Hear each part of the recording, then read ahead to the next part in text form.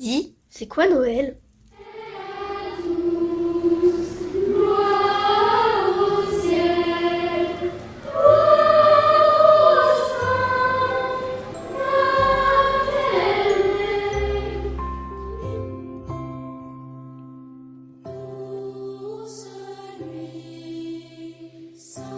Non mais t'exagères, hein. T'aurais pu m'en parler un peu.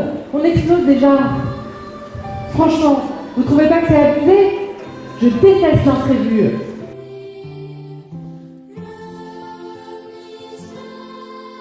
Si tu penses aux origines de Noël, quand Marie a appris qu'elle attendait Jésus, c'était pas dans ses plans, et pourtant elle a accepté. Que ma petite fille ait traversé la France pour passer Noël avec moi, ça me remplit de joie. Je voudrais juste te dire merci de fêter Noël chez Anne et Philippe et qu'on ne se retrouve pas tout seul. Moi, j'ai surtout besoin de savoir si nos vies ici ont un sens et si tu existes. J'ai vraiment peur de l'avenir maintenant.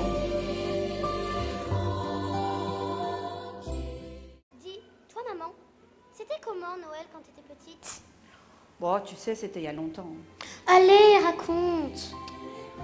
Alors, moi, tu sais, j'avais un grand-père qui nous emmenait toujours à la messe. On ne rigolait vraiment pas avec ça.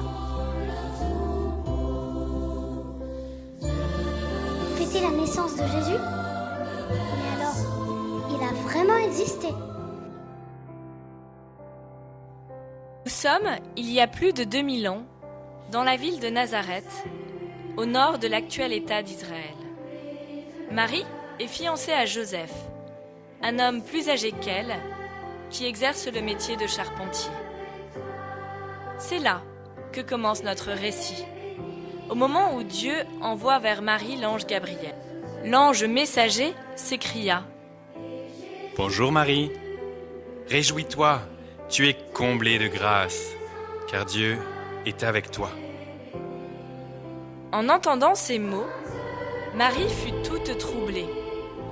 Elle se demandait en effet ce que pouvait bien signifier cette curieuse salutation. L'ange dit alors : « Sois sans crainte Marie, Dieu t'a choisie parmi toutes les femmes. Tu vas attendre un enfant, et l'enfant qui grandira dans ton ventre sera un garçon. Lorsqu'il naîtra, tu lui donneras le nom de Jésus.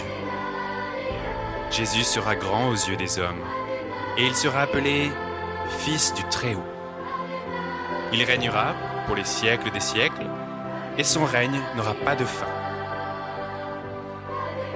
Joseph, Joseph, ne crains pas de prendre chez toi Marie, ta femme, car l'enfant qu'elle attend vient de l'Esprit Saint. Il sauvera votre peuple de ses péchés. »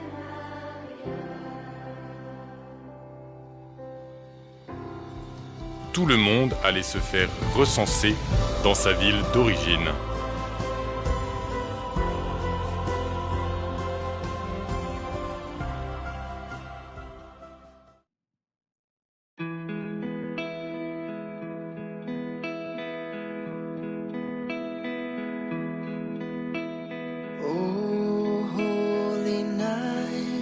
Jésus, ce n'est pas parce qu'il est Dieu qu'il ne vit pas complètement comme un homme.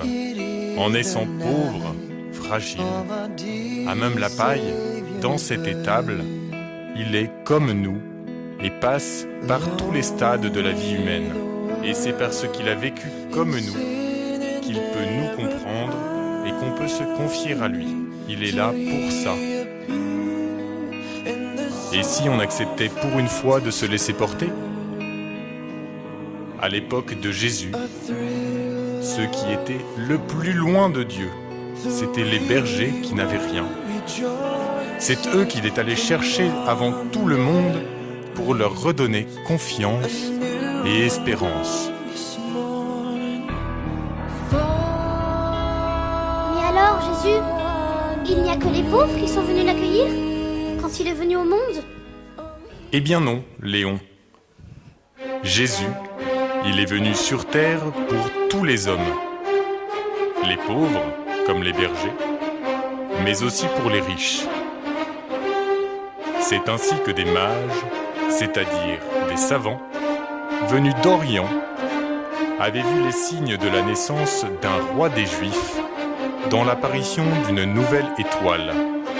Les mages voulaient rendre hommage à l'enfant, et c'est pour cela qu'ils ont suivi l'étoile jusqu'à Bethléem pour s'arrêter au-dessus de l'endroit où était Jésus.